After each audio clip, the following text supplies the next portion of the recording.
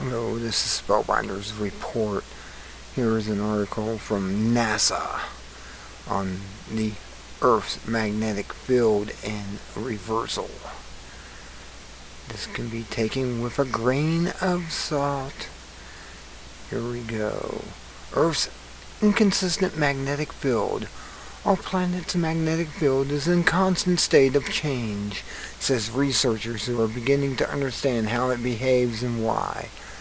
Every few years, scientist Larry Nude of the Geological Survey of Canada goes hunting. He grabs his gloves, parka, and a fancy compass, hops on a plane, and flies out of Canada's Arctic. Not much stirs among the scattered islands and sea ice. His quarry is Earth's North Magnetic Pole.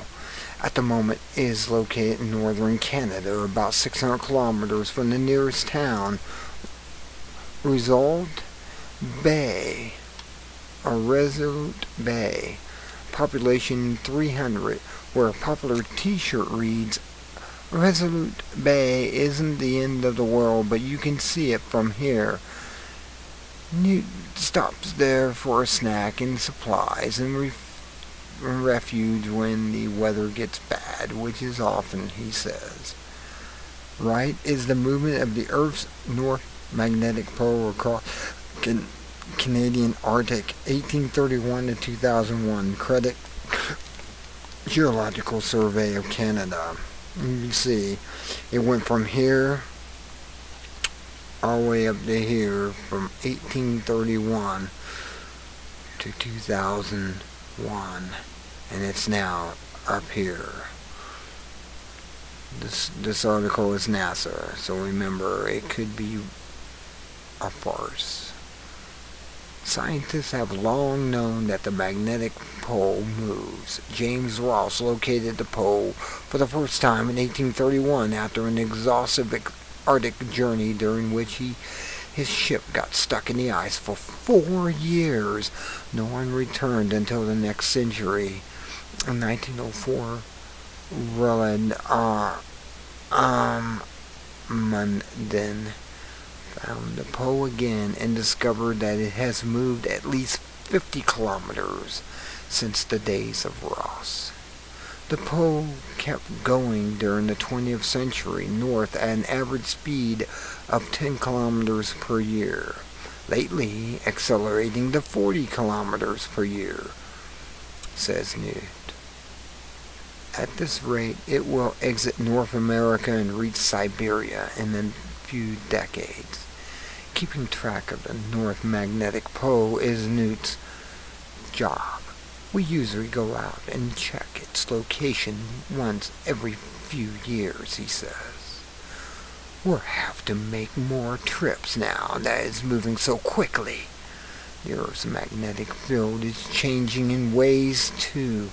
Compass needles in Africa, for instance, are drifting about 1 degree per decade, and globally the magnetic field has weakened 10% since the 19th century, when this was mentioned by researchers at a recent meeting in the American Geophysical Union. Many newspapers carried the story. A typical headline: "Is Earth's magnetic field collapsing? Is it losing its mojo?" Probably not. As remarkable as these changes sound, they're mild compared to the Earth's magnetic field has done in the past, says University of California professor Gary Gausemeyer. Sometimes the field completely flips. The North and the South poles swap places. Such reversals recorded in the magnetism of ancient rocks are unpredictable. They come at irregular intervals and averaging about 300,000 years. The last one was 780,000 years ago. Are we overdue for another? No one knows. Above the magnetic stripes around the mid-ocean ridges reveal the history of Earth's magnetic field for millions of years. The study of Earth's past magnetism is called paleomagnetism. Image credit the USGS. More. Yes, you can check out more there. According to Gatzmeier, the ongoing 10% decline doesn't mean that a reversal is imminent. The field is increasing or decreasing all the time, he says. We know this from studies of paleomagnetic record. Earth's present-day magnetic field is, in fact, much stronger than normal. The dipole movement, a measure of the intensity of the magnetic field, is now 8 by 1022 amps times 2m. That's twice the million-year average of 4 times 1022 amps by 2m.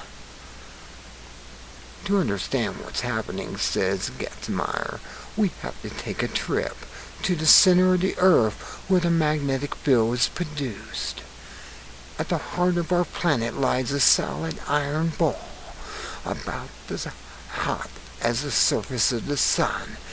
Researchers call it the inner core. It's really a world within a world.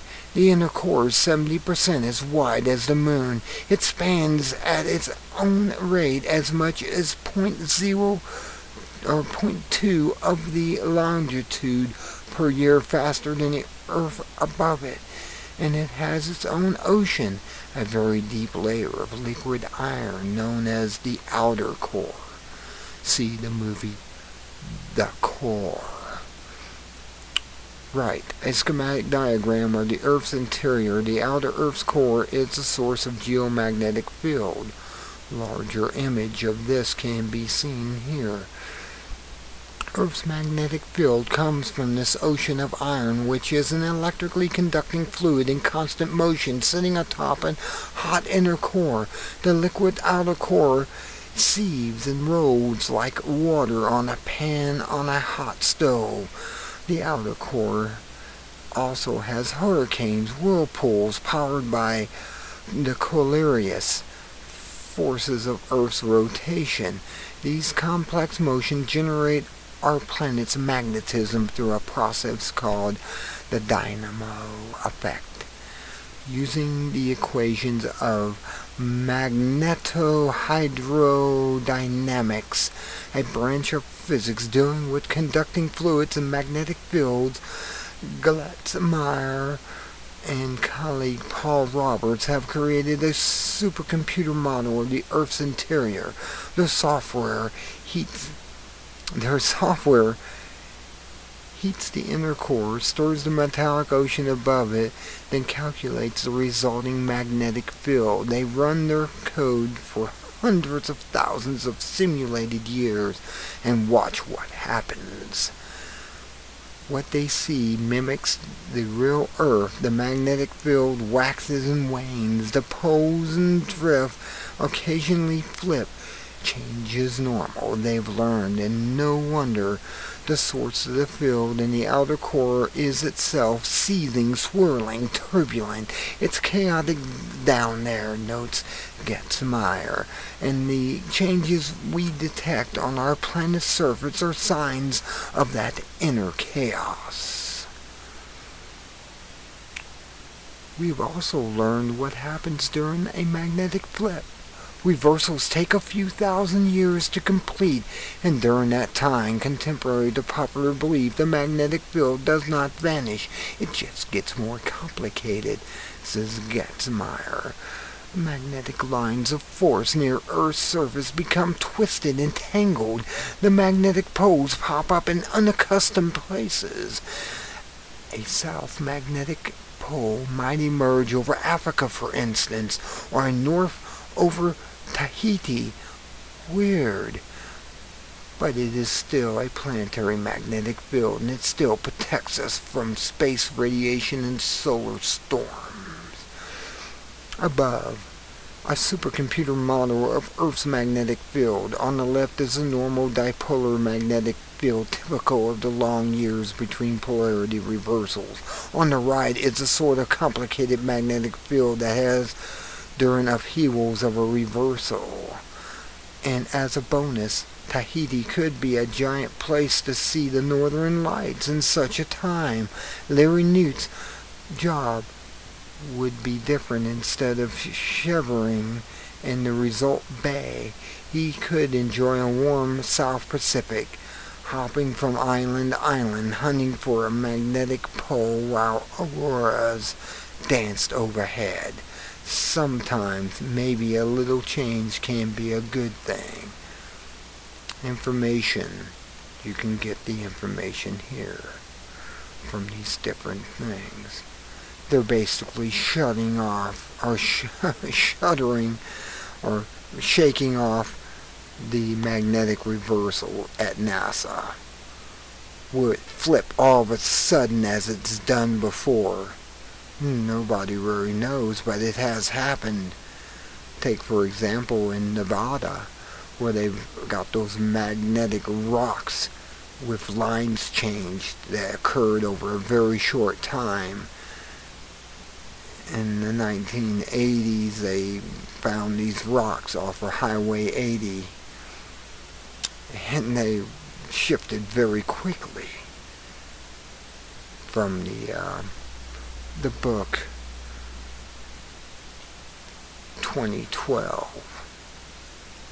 I've covered that in an earlier video, but this is basically a don't worry about it. Nothing's gonna happen. Everything's fine. Everything's cool. Don't worry. As they build underground bunkers by the thousands for themselves, the elitists, and create seed vaults across the planet. Nothing's gonna happen. Everything's fine. Until next time, this is Spellbinder with this report from NASA.